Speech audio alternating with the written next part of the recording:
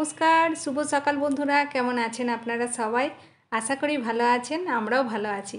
আমি সুপর্ণা, আমার এই ঘরে বাড়ি চ্যানেলে নতুন একটা ব্লগে আপনাদের সবাইকে স্বাগত জানাই। তো আজকে হয়ে গেল সোমবার, আজকে তো মেয়ের এক্সাম আছে। তো যেদিন ওর পরীক্ষা থাকে সেদিন তো একটু তাড়াহুড়োর মধ্যেই থাকি। যাই হোক, সকাল সকাল স্নান করা হয়ে গেছে, স্নান করে কিন্তু রান্নাঘরে চলে এসেছি রান্নাটা এগিয়ে নেওয়ার জন্য। এখনও পর্যন্ত পুজো কিন্তু হয়নি। তো কর্তামশাইকে দিয়ে দিয়েছি চা, যদিও আমি এখনও চা খাইনি, কারণ পুজো করব তারপরে চাটা খাবো। ডাল হয়ে গেছে আর ভাতটা তো এক্ষুনি নামালাম, সেটাকে উপর করে দিলাম। আর এদিকে তরকারিটা বসিয়েছি, বাঁধাকপির তরকারি হচ্ছে। আর কালকে 18 তারিখ হলে পুরোটা না 1 মাস ধরে পরীক্ষা হচ্ছে, কত আর এনার্জি থাকে।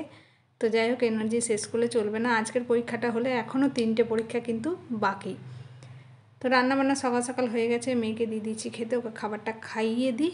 ঘড়িতে এখন হয়ে গেছে 9টা, ওরা তো রেডি হয়ে গেছে, এই খাবার খেলেই হয়ে যাবে। বড়মশাইকেও দিয়ে দিচ্ছি খেতে।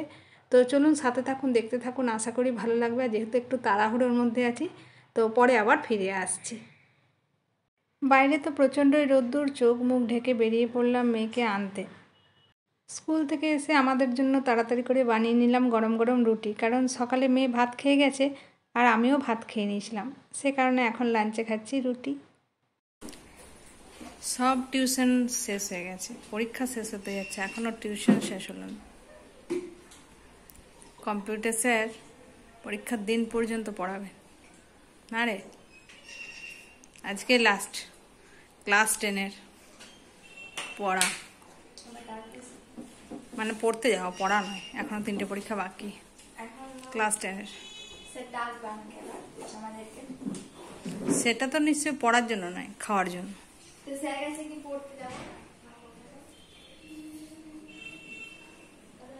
মেয়ে আমার আজকে আমার উপর একটু দয়া করেছে, আজকে আর ওকে আমাকে নিয়ে যেতে হলো না। ওর বাবাকে বলেছিল আজকে তুমি নিয়ে যেও, কারণ মা দুপুরবেলা একবার স্কুল থেকে নিয়ে আসবে, গরমে আর যেতে পারবে না। তো ওর বাবা স্টেশনে দাঁড়িয়ে আছে। চলে এসেছি ছাদে গাছে জল দেওয়ার জন্য। আজকে রোদ্দুরটা একটু তাড়াতাড়ি কিন্তু চলে যাচ্ছে, এখন 5টাও হয়নি, কিন্তু ওই যে সূর্যি মামা আস্তে আস্তে ঢেকে যাচ্ছে। এই একদম উপর থেকে বাইরের দৃশ্যটা কি ভালো লাগে না দেখতে, চারিদিকে শুধুই ঘর ঘর আর ঘর। আমি এই বাড়িগুলো দিকে দেখছি আর একটা কথাই চিন্তা করছি, যে মানুষদের তো কাউন্ট হয়, তো এই বাড়িদের কাউন্ট হয় না। মানুষদের তো বলে এত কোটি আমাদের পৃথিবীতে মানুষ আছে, তাহলে বাড়ি কত কোটি হবে? আমার তো মানে মানুষের থেকে বাড়ি বেশি আছে। তো আমি ভাবছি তাই ভগবানের মাথাতেও যেমন অনেক ডিজাইন আছে, অনেক বুদ্ধি আছে, মানুষের মাথাতেও কিন্তু কম নেই।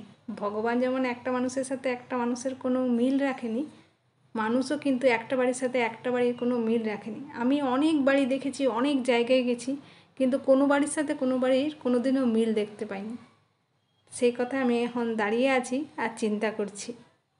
বিকেলেই বলছিলাম না আজকে রোদ্দুরটা তাড়াতাড়ি পড়ে গেছে, মেঘে ঢেকে যাচ্ছে। দেখুন এখন মেঘ এসেছে, কালকের মতোই একই টাইমেই এসেছে। কালকেও যেমন হঠাৎ মেঘটা এসেছিল, আজকেও কিন্তু বিদ্যুৎ চমকাচ্ছে।